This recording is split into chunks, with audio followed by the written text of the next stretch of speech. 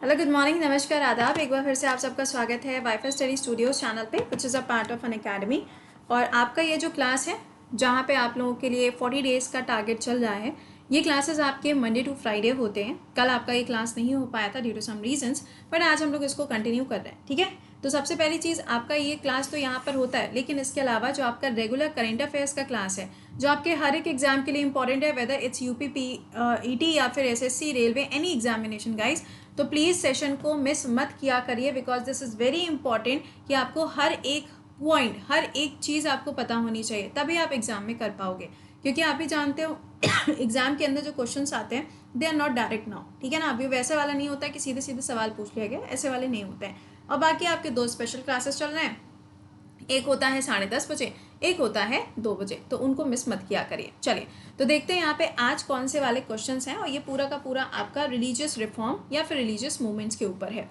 तो सबसे पहला क्वेश्चन है, इन विच सेंचुरी भक्ति मूवमेंट बिगिन। जो भक्ति मूवमेंट है, आपने नाम सुना होगा मीराबाई का, या सूफिज्म का नाम सुना होगा, या आपने सुना होगा कि लाइक सिखिज्म, तो ये सब चीज़ें, या फिर तुलसीदास का नाम सुना होगा, कालिदास का नाम सुना होगा। दीज आर द नेम्स, ये वो नाम है जो आपको भक्ति मूवमेंट में सुनने को मिलेंगे। तो भक्ति मूवमेंट जो है, इसकी शुरुआत जो है वो कब होती है, तो 7th सेंचुरी में इसकी शुरुआत होती है।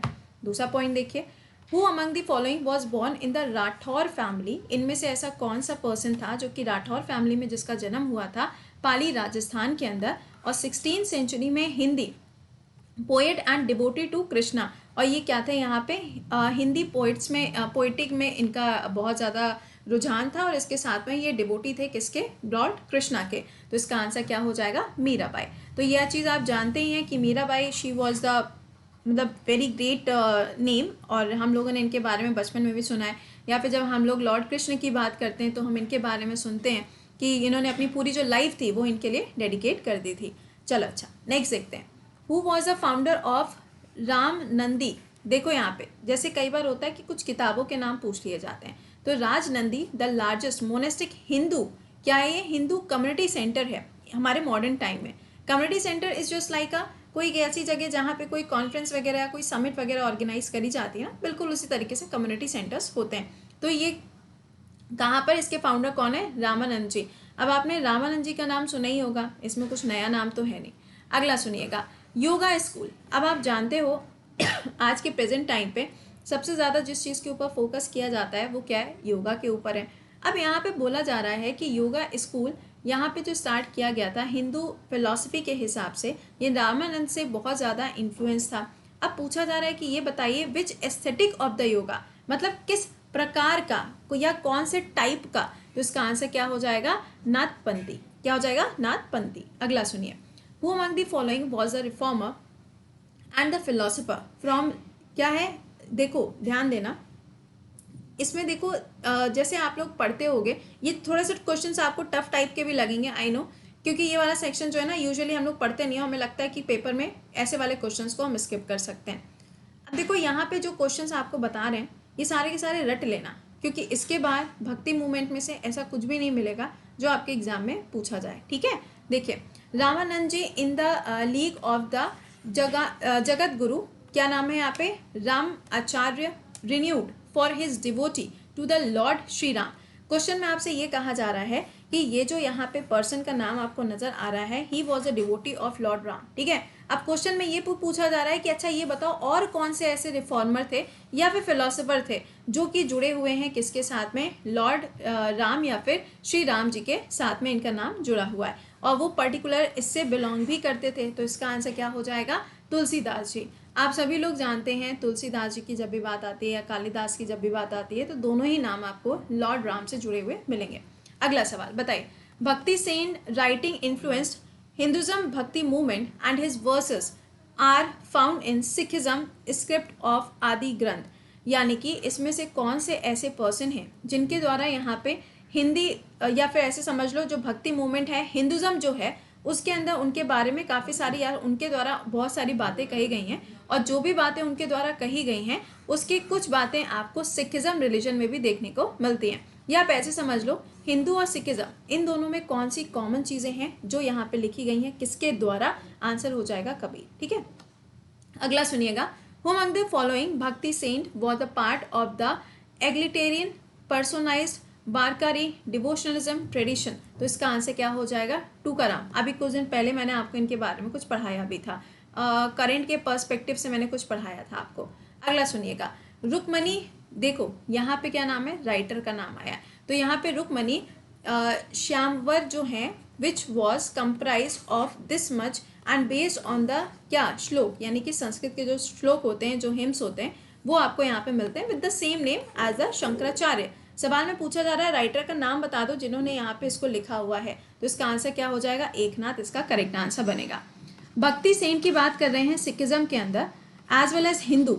यहाँ पे पूछा जा रहा है कि आपको बताना है कि ट्रेडिशन सच एज क्या है? धातुपंथी। अब ये जो अलग अलग ट्रेडिशंस होते हैं हिंदुज्म या फिर सिखिज्म के अंदर, जो कि कॉमन होते हैं, अब ये आपको कौन से इस्लामिक रूलर के टाइम पे देखने को मिले? तो इसका आंसर क्या हो जाएगा? नामदेव के टाइम पे ये वाले जो आप कह सकते हो जो फॉर्मेट थे, या आप कह सकते हो कि जो चीज़ें थी वो यहाँ पर आपको मिलती हैं। ठीक है, अगला, who among the following bhakti saint was responsible for founding many. यहाँ पे पूछा जा रहा है कि ऐसा कौन सा भक्ति सेंट था जिसके नाम पे आपको बहुत सारे पुण्याक क्षेत्र along the length and the breadth of India, और ये बोला जा रहा है कि यहाँ पे ये जो थे ना अवतार ऑफ पार्वती, किसके अवतार? पार्वती के अवतार भी माने जाते हैं। तो इसका करेक्ट आंसर क्या हो जाएगा? शंकराचार्य। ठीक है, चलो नेक्स्ट देखो, the concept of Shagun Brahman Brahma was the outcome of which concept of the भक्ति मूवमेंट। ये किसका कॉन्सेप्ट है या फिर ये कहाँ से निकल के आया है? तो ये क्या हो जाएगा? निर्गुण। यानी कि देखो कोई भी ऐसी चीज़ अगर होती है जो किसी चीज़ में पूरी तरीके से खोई हुई होती है ना, तो उसको अलग अलग नामों से भी जाना जाता है। ठीक है, अगला, where was a saint Kabir born. अब इनका जन्म कहाँ पे हुआ था? तो इनका जन्म वाराणसी के अंदर हुआ था। नेक्स्ट है, हु प्रीचेस। देखो जहाँ पे विशी आ जाए या फिर यहाँ पे विशु आ जाए तो समझ जाइएगा कि वो भगवान विष्णु के बारे में बात कर रहा है। तो यहाँ पे इसका आंसर क्या हो जाएगा? Ramanuja is the right answer. Who was the Guru of Kabir. Kabir के गुरु कौन थे? तो इसका आंसर क्या होगा? Ramanand is the answer. Next देखिएगा, विच सूफी दरगाह इज एट अजमेर। इसमें से कौन सा ऐसा दरगाह है जो आपको अजमेर के अंदर देखने को मिलेगा? तो मोइनुद्दीन चिश्ती का जो दरगाह है वो आपको अजमेर के अंदर मिलता है। आपने सुना भी होगा कि मतलब हर दिन के हिसाब से या हर महीने के हिसाब से बहुत बहुत बहुत सारे जो लोग हैं वो यहाँ पे विजिट करते हैं। Which of the following statement is correct defining the निर्गुण। निर्गुण को यहाँ पे डिफाइन कौन कर रहा है? तो it is a concept of formless God. यानी कि निर्गुण का मतलब ये हो गया कि उनको कोई फर्क नहीं पड़ता कि भगवान जो है वो किसी मूर्ति के फॉर्म में या ऐसे नॉर्मल है। उनको सिर्फ अपनी बात कहनी है, उनको सिर्फ यहाँ पे भगवान को सच्चे मन से फॉलो करना होता है। मतलब मन में भगवान है, अब उनका कोई रूप कोई रंग है नहीं है, उससे उनको कोई लेना देना नहीं है। अगला, Sufism the liberal and the mystic movement of the Islam reaches India in the. आपसे पूछा जा रहा है कि जो सूफिज्म है ये इंडिया में कब आता है? तो ये 11वीं सेंचुरी में आता है, और जब इसको इंडिया के अंदर लेके आते हैं उसके बाद ही आप देखेंगे कि ये जो अलाउद्दीन खिलजी है ये क्या करता है, यहाँ पे धीरे धीरे करके इंडिया के अंदर जो टेम्पल्स थे, जो मंदिर थे, उनको यहाँ पे तोड़वाया जाता है, उनकी जगह पे नई मस्जिदें बनवाई जाती हैं। ठीक है, चलिए ये क्वेश्चन क्या बोल रहा है यहाँ पे? Bhakti saint gave a new orientation of the Hinduism through his doctrine of, क्या बोला जा रहा है यहाँ पे? मोनिज्म या फिर अद्वैता। तो आंसर क्या हो जाएगा? शंकरा इसका करेक्ट आंसर बनेगा। अगला, द पंथरपुर मूवमेंट जो कि भक्ति टाइम पे चला था, पूछा जा रहा है कि इसका आयोजन कहाँ पे किया गया था? तो आंसर हो जाएगा महाराष्ट्र के अंदर इसका आयोजन किया गया था।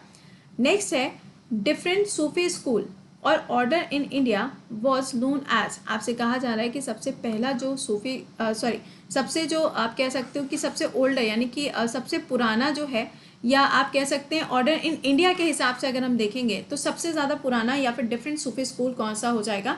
तो सिलसिला। ये याद रखना, ये अभी शायद रेलवे में भी सवाल एज इट इज़ पूछा गया था। The earliest Sufi order to arrive in India, arrived in India. तो आंसर क्या हो जाएगा? मोइनुद्दीन चिश्ती हो जाएगा। अगला, Chaitanya Mahaprabhu was an ancient Hindu monk and social reformer in 16th century was. यहाँ पे पूछा जा रहा है कि कौन थे? आंसर क्या हो जाएगा? Bengal is the correct answer. Which was the language adopted by the bhakti saint to preach their ideas to the masses. कौन से यहाँ पे हो जाएंगे जिन्होंने ऐसा किया था? आंसर हो जाएगा यहाँ पे regional vernacular language is the right answer. अच्छा, तो ये तो मैंने आपको भक्ति मूवमेंट से क्वेश्चंस पढ़ाए, इसके बाहर कोई भी क्वेश्चन नहीं आएगा क्योंकि ये टॉपिक थोड़ा सा टफ और थोड़ा सा आप कह सकते हो मतलब जिसको हम अवॉइड करते हैं। आप नहीं, मतलब हर कोई अवॉइड करता है, ठीक है। बट फिलहाल इतने क्वेश्चंस तो भक्ति उतनी मूवमेंट से आपको याद करनी पड़ेंगे, you can't escape it, right. इसके अलावा आप लोगों का अभी मुलाकात करते हैं 7 बजे के लाइव सेशन में। और ये ध्यान रखिएगा कि ये जो क्लास है आपका ये मंडे टू फ्राइडे रहता है ना। अब कल आके ये मत पूछ लेना कि मैम आज क्लास क्यों नहीं हुआ, तो पहले ही आपको बता दिया है, राइट। अच्छा, सेकेंडली आपका जो नया बैच है वो 25 से स्टार्ट हो जाएगा, जिसमें हम इकोनॉमिक्स पढ़ाना शुरू करेंगे। और आप यहाँ पे बाकी एजुकेटर्स के क्लासेस को भी ज्वाइन कर सकते हो। कोड विल बी कृति 10। इसके जो प्राइजेस हैं वो इंक्रीज होने वाले हैं, आप यहाँ पर अभी से इसको ज्वाइन कर सकते हो। आप किसी भी एग्जाम की तैयारी करो, यूपी पीईटी हो गया या एसएससी हो गया, रेलवे हो गया, एनी एग्जामिनेशन, आप ये बैच ज्वाइन कर सकते हो, ठीक है। चलिए, अच्छा, सेकेंडली अगर आप में से कोई ऐसा है जिसको किसी और कैटेगरी में कोई और सब्सक्रिप्शन लेना है, तो भी वो इसी सेम कोड का इस्तेमाल कर सकता है, that is Kriti 10। Price hike होने वाला है, सो बी ऑन टाइम। एंड आपका टेस्ट जो है वो रहता है हर संडे को, एक 11 बजे और एक 12 बजे। चलिए, अच्छा, तो मिलते हैं अभी 7 बजे के सेशन में। टिल देन खुश रहिए, मुस्कुराते रहिए, bye bye and take care.